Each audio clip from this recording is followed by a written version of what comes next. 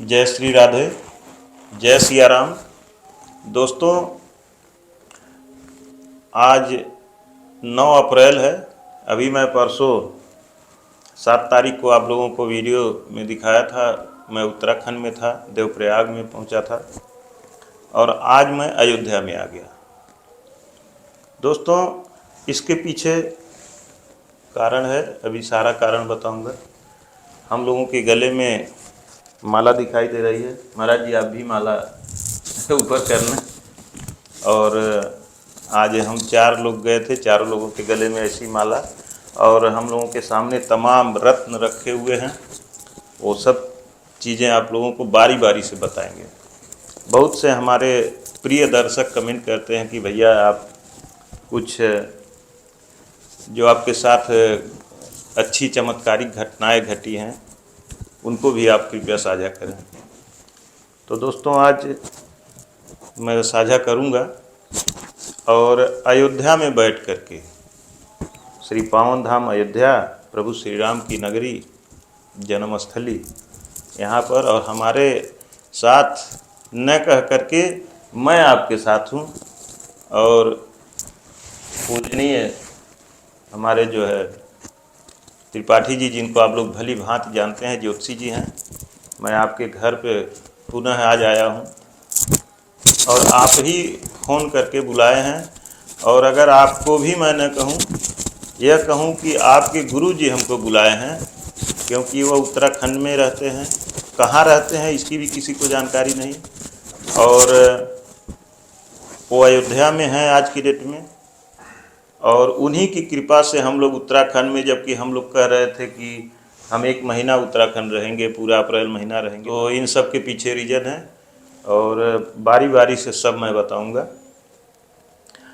पहले तो दोस्तों, मैं अपने गुरु जी का वीडियो डाला हूँ, उनमें आप लोगों से रिक्वेस्ट किया था कि वो एड्रेस नहीं बताना चाहते, तो फिर भी बहुत से लोग फ़ोन कर रहे हैं कि भैया बताइए बताइए। तो थोड़ी सी मुझे समस्या है, गुरु के आदेश का उल्लंघन हो जाएगा, इसलिए मैं नहीं बता रहा हूँ लोगों से। और दोस्तों, हमारे साथ बहुत सी चमत्कारिक घटनाएं घटी हैं। गुरु जी के, जब से मैं गुरु के सानिध्य में आया हूँ, उसके पहले तो मैं अनजान था, अनभिज्ञ था, मुझे कोई जानकारी नहीं थी। जैसे मैं कई वीडियो में बताया हूँ, बहुत सारे लोग, आप लोग जानते हैं कि मैं पहले बहुत बड़ी बीमारी से पीड़ित था। कई लोग तो ये पूछते हैं कि आपको बीमारी क्या थी, तो वो भी आपको बता दूं। मेरी बीमारी ये थी कि किडनी की बीमारी से मैं पीड़ित था, गुर्दे की बीमारी से। और मेरा एक गुर्दा दाहिने साइड का पूरा ख़राब है, बाएं साइड का भी लगभग 60% काम करता है, 40% ख़राब है। और यह मैं नहीं कह रहा हूँ, इसकी लखनऊ पीजीआई की रिपोर्ट है, उसको भी आगे मैं डाल दूंगा, उसकी कॉपी आप लोग देख लीजिएगा जस्ट बगल में।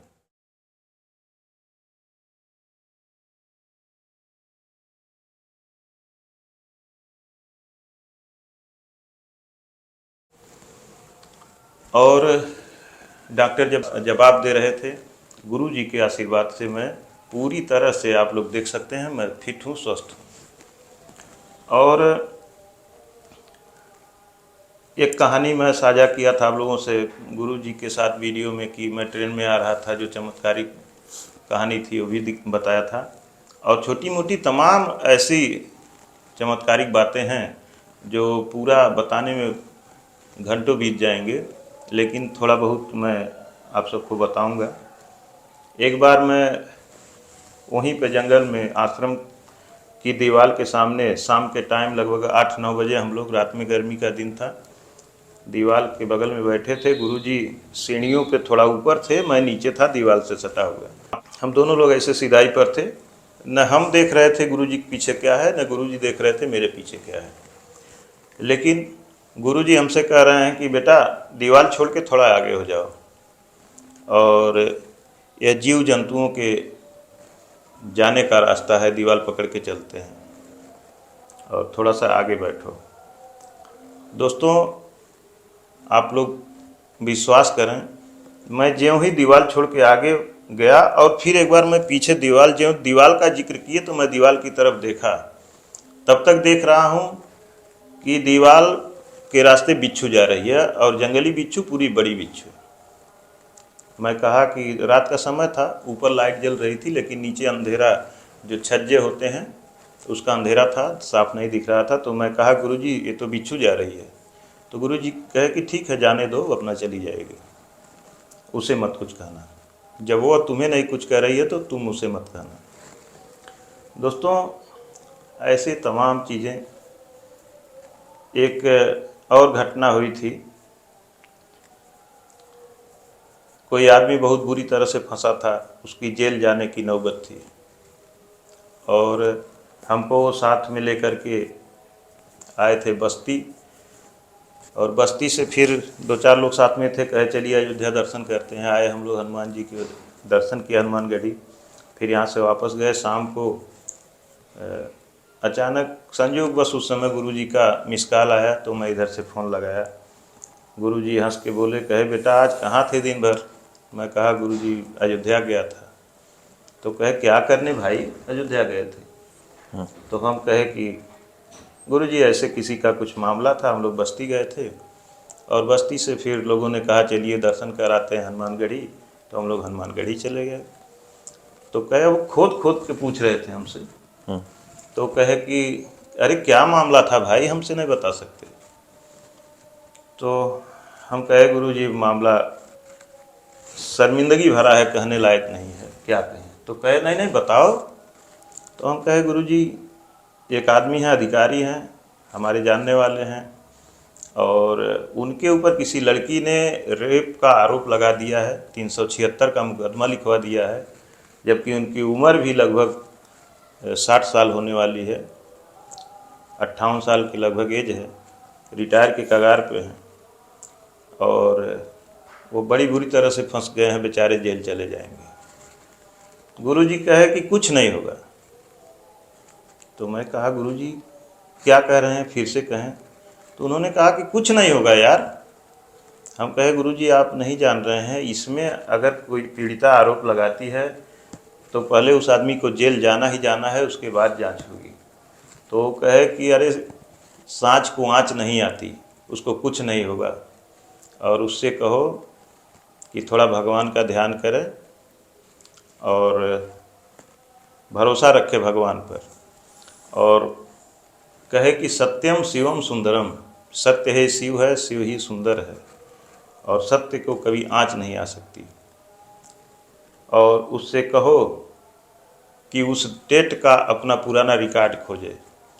दोस्तों वह रिकॉर्ड हमसे पहले भी बात हुई थी, वो खोज रहे थे लेकिन मिल नहीं रहा था, और उसी दिन रात में अपने घरों खोज रहे थे और वो रिकॉर्ड उनको मिल गया कि उस डेट में वह डीएम गोरखपुर डीएम साहब की मीटिंग में मौजूद थे, जिस दिन उन्हें दिखाया गया था कि बस्ती से ये जा रहे थे अपनी गाड़ी से और हमारे साथ रास्ते में मुंडेरवा के पास छेड़खानी किए थे। हुआ यही कि जो अधिकारी जांच पाए थे उन्होंने उन्हें क्लीन चिट दे दिया, एफआईआर लगा दिया कि ये सारी साजिश के तहत की गई है और यह गलत बात है, ऐसा कुछ नहीं है। और वह इतने अच्छे अधिकारी थे कि इनका यह इतने जीत पे अड़े थे, कहे कि हमको अगर जेल जाना है तो जेल जाएंगे, लेकिन हम 1 रुपया किसी को घूस नहीं देंगे, क्योंकि मैं बेईमान नहीं हूँ, ईमानदार हूँ और मेरे पास पैसा नहीं है कि किसी को घूस दूँ। और वह ब्लैकमेल के लिए अगर की होगी तो उसको भी हम 1 रुपया नहीं देंगे। और उनको कुछ भी नहीं हुआ। वो अधिकारी इतने अच्छे निकल गए कि उन्होंने एफआईआर लगा दिया। तो दोस्तों ऐसे ही कुछ चीज़ें होती हैं, बातें होती हैं जिनको विश्वास में लेना पड़ता है। अब बात करते हैं दोस्तों, हम जब उत्तराखंड अब की बार गए हैं तो एक दिन हम लोग पहाड़ों में घूमते हुए चले गए थे। फॉरेस्ट विभाग के एक मिले, पुलिस विभाग के, उनसे हम लोग पूछे कि हम संत महात्मा का दर्शन करना चाहते हैं, कहाँ पाएंगे? तो उन्होंने कहा कि आप जाइए आगे, पहाड़ी यहाँ से कम 15 किलोमीटर पहाड़ी है, जंगल है, और वहाँ पे एक माता जी रहती हैं, देवी स्वरूपा माता जी रहती हैं। आप जाइए, उनका दर्शन कीजिए। दोस्तों हम लोग पूछते पूछते वहाँ पहुँचे। जहाँ से उनका एरिया स्टार्ट होता है वहाँ पहुँचते ही एक आदमी आकर के हम लोगों को रोका, कहा कहाँ जा रहे हैं। हम लोग कहे माता जी के दर्शन के लिए। तो वो कहे कि किसने भेजा। हम लोग कहे कि किसी ने नहीं भेजा, हम लोग ऐसे आ रहे थे। तो कहे जानकारी किसने दिया। तो हम लोग कहे फॉरेस्ट विभाग वाले बताए। कहे नहीं, आप लोग जा नहीं सकते हैं, माता जी किसी से नहीं मिलती और किसी को दर्शन नहीं देती। तो दोस्तों हम लोग उनसे बहुत रिक्वेस्ट किए। हम लोग कहे कि नहीं, इतना दूर हम लोग आए हैं तो कम से कम दर्शन करवा दीजिए।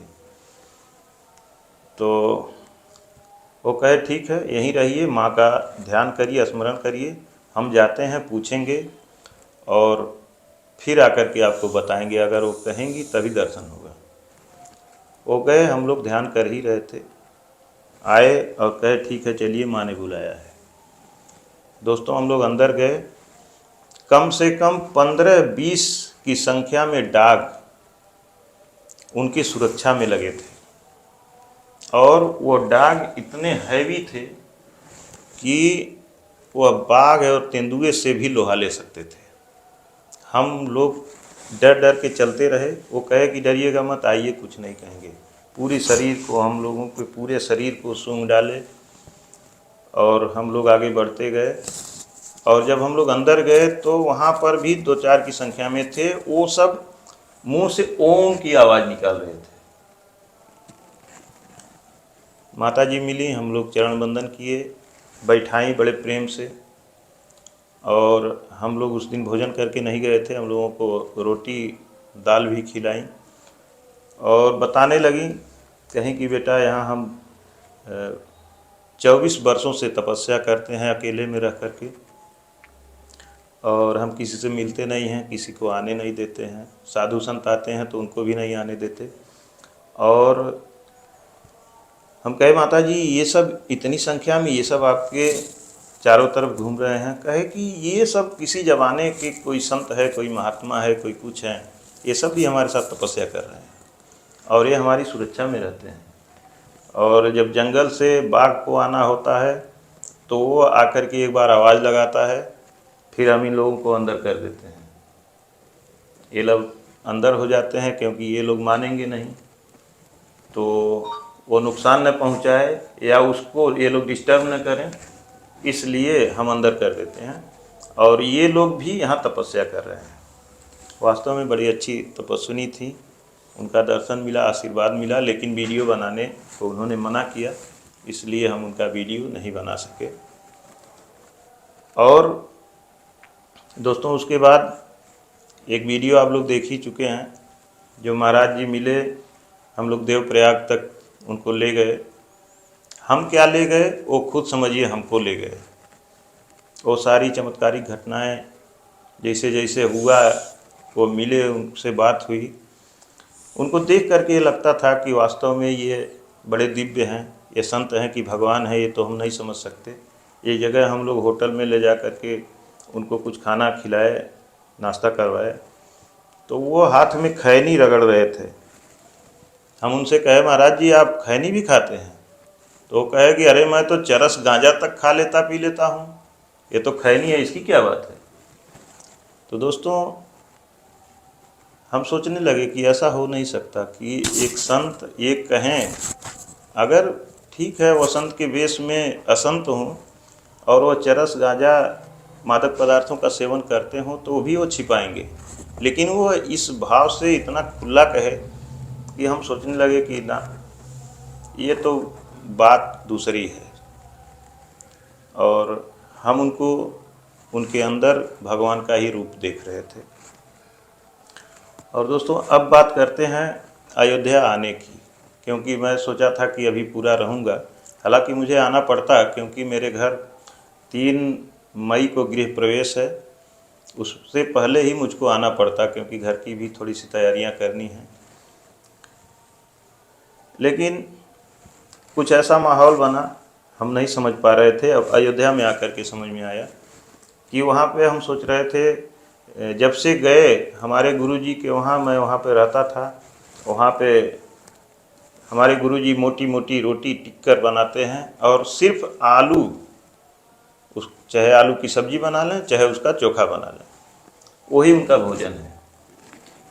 और उनकी भी उम्र 75 साल है, लेकिन उन्हें कुछ दिक्कत नहीं होती। हम लोग वही भोजन करते थे, हम लोग परेशान थे, इतना गैस बनता था कि हम लोग परेशान हो जाते थे, सर में दर्द होता था। फिर हम लोग सोचने लगे कि यहाँ पे संत महात्मा भी जल्दी नहीं मिल रहे हैं, पहाड़ों में बहुत खोजना पड़ रहा है। तो ऐसा करते हैं, हम लोग चलते हैं वृंदावन, वहीं पे दर्शन किया जाएगा, कुछ सेवा किया जाएगा। दोस्तों, हम लोग परसों ही वृंदावन के लिए शाम को निकल दिए। वृंदावन हम लोग रात में पहुँचे और वृंदावन में इतनी भीड़ कि हम लोग 12 बजे रात को वृंदावन में जाम में फंसे हुए थे।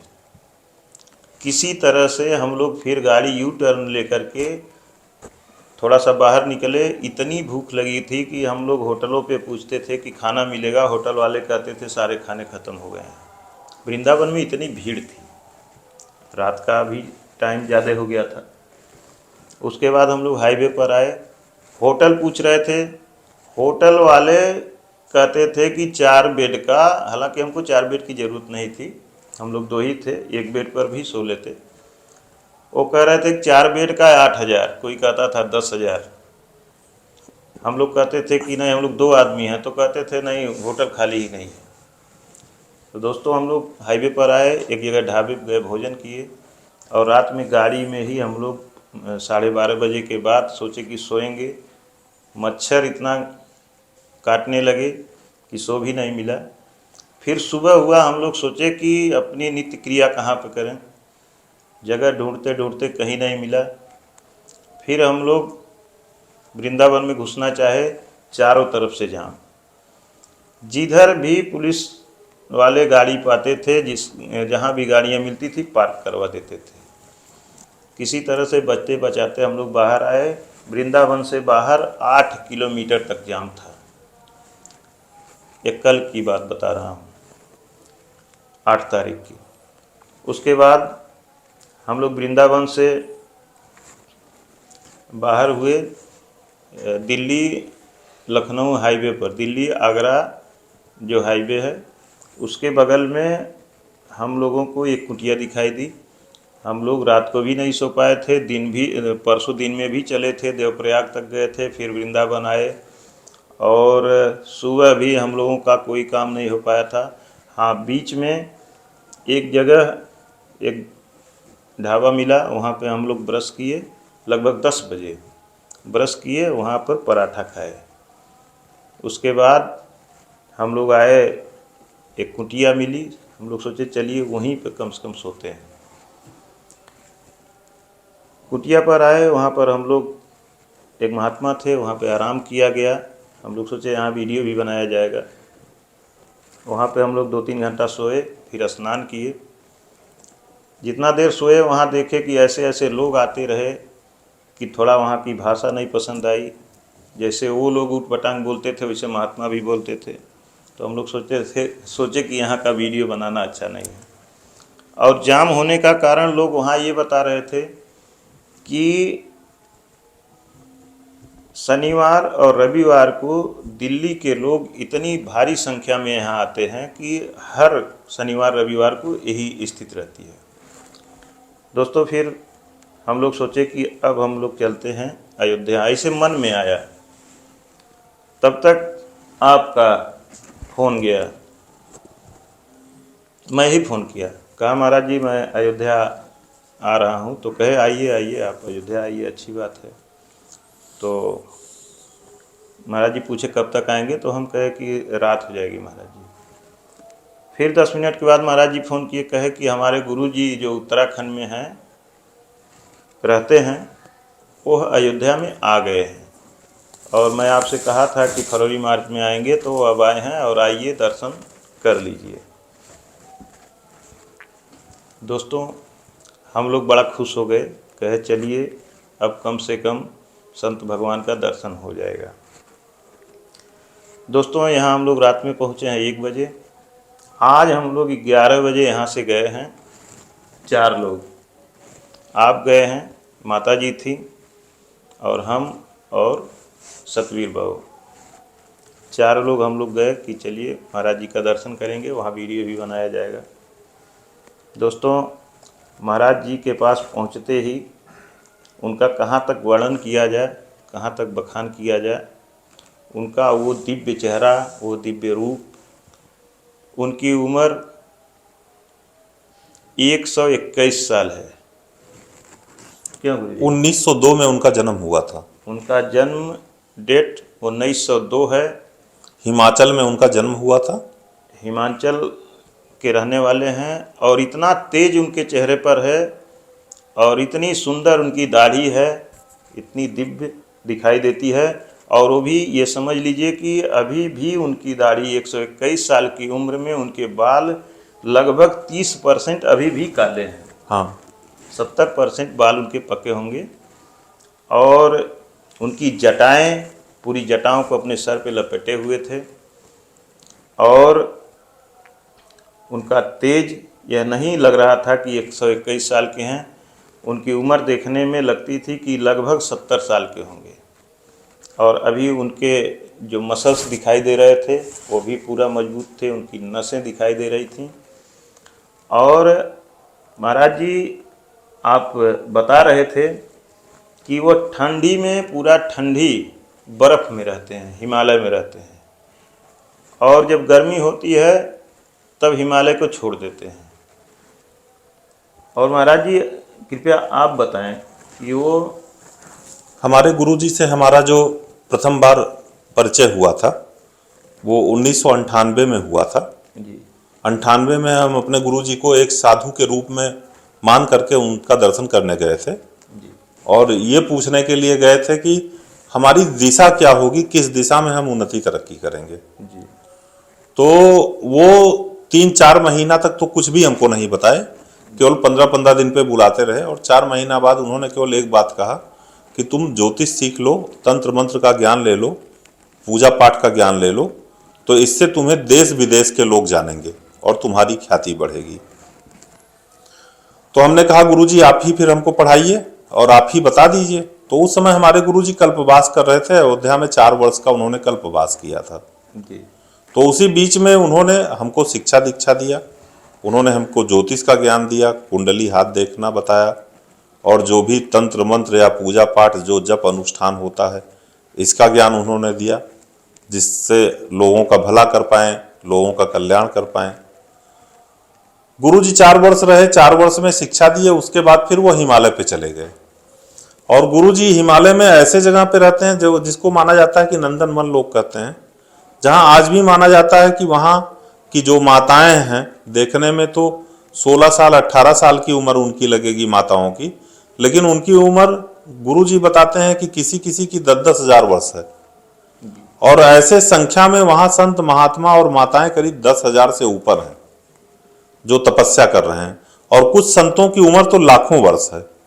जी हमारे गुरुजी को राम शरणाचार्य नाम से उनको जाना जाता है, जी और लोमस ऋषि भी लोग प्रसिद्ध नाम के रूप में उनको लोमस ऋषि के नाम से जानते हैं, और इसी नाम से उनका रहता है। और गुरुजी का अनेकों चमत्कार है, या कोई असाध्य रोग से बीमार रहा और गुरुजी का आशीर्वाद मिल गया, वो केवल एक नैमित्तिक रूप में बताते हैं कि ये पूजा करवा देना, लेकिन वो असाध्य रोग भी ठीक हो जाता है।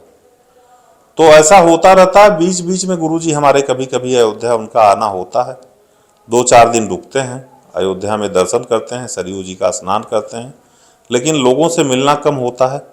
आपके लिए हमने बहुत आग्रह किया था, आज आपको दर्शन भी मिला और प्रसाद के स्वरूप में आपको ये सब सामान भी मिला, माला भी मिला, ये नग भी मिला। दोस्तों ये सारी घटनाएं जो उत्तराखंड से लेकर के और वृंदावन होकर अयोध्या आने तक हुई, तो हम यही जोड़ के देख रहे हैं कि गुरु जी का दर्शन होना था, क्योंकि गुरु जी को जानकारी आप पहले ही दे दिए थे कि कोई है मिलना चाहता है, मैं मिलवाना चाहता हूँ। तो हमें यही पूर्ण विश्वास है कि वही हमको बुलाए हैं कहीं कहीं से चक्रव्यूह रच के, कि मैं कहीं रुक नहीं पाया और मुझको यहाँ आना ही पड़ा। चाहे वहाँ पे उत्तराखंड अपने गुरुजी के पास मुझे पेट की प्रॉब्लम हो जाना, खाना न पच पाना, और अब मैं पूरी तरह से ठीक हूँ। न कहीं सर में दर्द है, न पेट में गैस की शिकायत है, कुछ भी नहीं है। और वृंदावन में भीड़ होना, जाम होना, फिर वहाँ से चले आना, ये जो भी घटनाक्रम हुए हैं, मुझे लगता है कि महाराज जी ने ही हमको यहाँ पे दर्शन देने के लिए बुलाया। और दोस्तों, जैसे कहते हैं कि झोली खोल के दान देना, आज तक हम संतों को तो देखते हैं, संत कुछ भी नहीं रखते, सब कुछ दान ही करते हैं, लेकिन आज हम देखे हैं कि वह दान लुटाते हैं। और उनके पास, यह मेरे सामने आप देख सकते हैं, ये रत्न रखे हुए हैं, ये आप देखें, ये रत्न रखे हुए हैं। और आप हम लोगों के गले में देख सकते हैं माला, रुद्राक्ष की माला है ये रुद्राक्ष की माला। महाराज जी खुद दिए 4 माला, 4 लोग हम लोग थे, चारों लोगों को माला दिए। और मैं कहा कि प्रभु जी, थोड़ा रिक्वेस्ट किया, तो महाराज जी मेरा हाथ पकड़ के देखने लगे, और हाथ देखते ही तुरंत अपने झोली में हाथ डाले। और दोस्तों, एक से एक रत्न उनकी झोली में पड़े थे, वहाँ से निकाल कर के ये 3 रत्न मुझे दिए। अब ये रत्न कौन से हैं, क्योंकि रत्न के बारे में मुझे कोई जानकारी नहीं है, और मैं अंगूठी पहनना भी पसंद नहीं करता हूँ। आपको मैं बता दूँ कि मैं माला भी पसंद नहीं करता हूँ, क्योंकि मेरे गुरुजी जो हैं, वो जब माला देखेंगे तो पूछेंगे ये का है बेटा, तो मुझे बताना पड़ेगा। और मेरे गुरुजी ऐसे हैं कि वो सब कुछ कहते हैं, सरऊ ई का पहन के घूमत आता है, अरे भजन करो। मेरे गुरुजी माला से भी भजन नहीं करने की अनुमति देते हैं, वो कहते हैं श्वास से भजन करो। श्वास से प्रक्रिया जो होती है भजन करने की, वो मुझे बताए हैं, मैं करता भी हूँ। तो ये भी मेरे सामने दुविधा है कि एक संत मुझे माला पहना रहे हैं, और एक संत मेरे गुरुजी हैं, वो कहते हैं माला मत पहनो। ये सब बेकार की चीज़ें हैं। एक माला दोस्तों आप देख सकते हैं, ये भी मुझे कोई संत ही पहना दिए हैं, मोती की माला। हालांकि ये ओरिजिनल तो नहीं है, लेकिन मुझे पहना दिए हैं, पहन लिया हूँ, पहनता हूँ। इसको भी गुरुजी पूछ रहे थे कि ये क्या है। तो दोस्तों, ये सब रत्न आप देखें, ये पोखराज है। पोखराज मैं तो नहीं जानता था, लेकिन बता रहे हैं, महाराज जी भी बता रहे हैं, ये बहुत कीमती रत्न है, और ये सब नीलम है। और पोखराज बताते हैं कि बहुत ही महंगा रत्न है। ऐसे रत्न उनकी झोली में अनगिनत पड़े हुए हैं, 1, 2, 10, 20, 100, 50 की संख्या नहीं, उनकी झोली में अनगिनत पड़े हैं। जिस हिसाब से इस रत्न की कीमत बताई जा रही है, उस हिसाब से तो उनके झोली में करोड़ों के रत्न पड़े हुए हैं। और वो ऐसे ही लुटाते चलते हैं, कोई भी मिलता है, लो ले जाओ ले जाओ। और बता रहे थे कि अगर उनके पास कोई जाता है ज़बरदस्ती, वैसे तो लेते नहीं हैं, ज़बरदस्ती कुछ दान दक्षिणा दे के चला आया, 10, 20, 50 हज़ार उनके पास इकट्ठा हुए, कोई आ गया तो कहेंगे ले जाओ ले जाओ ले जाओ, इसको ले जाओ, उठा के दे देंगे। किसको दे देंगे, उसकी नसीब जाने। तो दोस्तों, ऐसे संत महात्मा हैं, और वो नंग धिड़ंग रहते हैं, कपड़े भी नहीं पहनते, कभी कभी अचला ऊपर डाल लेते हैं। सर्दी के दिनों में बर्फ़ में पहाड़ों में रहते हैं, और गर्मी के दिनों में यहाँ पर जहाँ पे वो थे पंखा था, लेकिन पंखा भी नहीं चला रहे थे, गर्मी उनको कुछ नहीं प्रभावित कर रही थी। तो इस तरह के हमारे संत होते हैं।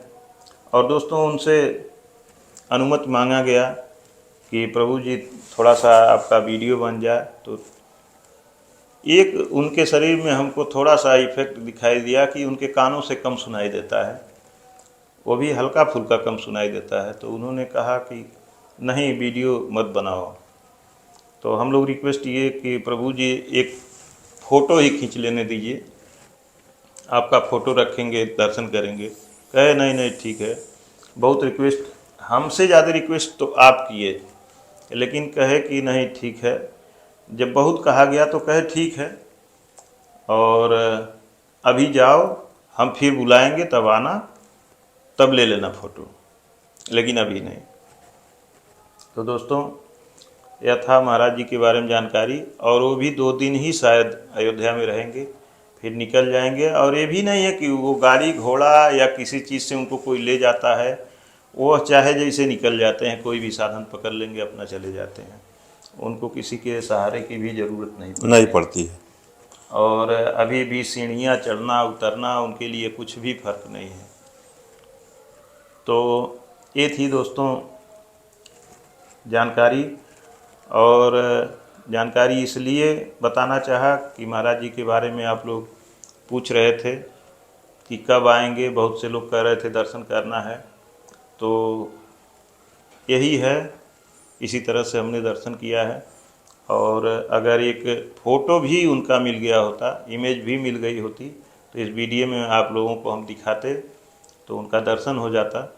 लेकिन अगर उन्होंने कहा है तो हो सकता है कभी इसका अवसर भी दें। अगर अवसर मिलेगा तो आप लोगों को दर्शन जरूर करवाएंगे। तो महाराज जी और कुछ कहना चाहेंगे आप? नहीं, और बाकी तो गुरु जी का आशीर्वाद आपको प्राप्त हो ही गया है। हाँ, आशीर्वाद सब लोगों भी को है। गुरु जी को का आशीर्वाद प्राप्त हुआ। बड़े ही सरल स्वभाव के हैं हमारे गुरु जी। जी। और और उनकी भावनाएं जो हैं वो सबके लिए एक समरूपता वाली रहती हैं, कभी किसी के लिए भेदभाव नहीं रहता। लेकिन हाँ, इस वीडियो के माध्यम से हम ये लोगों को संदेश देना जरूर चाहेंगे कि लोग हमारे पास भी फ़ोन करते हैं कि आपके गुरु जी कब आएंगे अयोध्या, हमको दर्शन करना है। तो आज आपने देख ही लिया कि गुरु जी का दर्शन करना किसी भी व्यक्ति के लिए ना आसान है और ना सामान्य बात है। जी। तो जल्दी से किसी को उनका दर्शन नहीं हो पाएगा। लेकिन हाँ, अगर माता जी की कृपा रही और गुरु जी का अनुमति मिल गया तो जरूर कभी वीडियो के माध्यम से आप उनका दर्शन कर पाएंगे। तो ठीक है दोस्तों, इसी के साथ वीडियो समाप्त करना चाहेंगे और मिलते हैं फिर किसी और संत के चरणों में। तब तक के लिए धन्यवाद दोस्तों।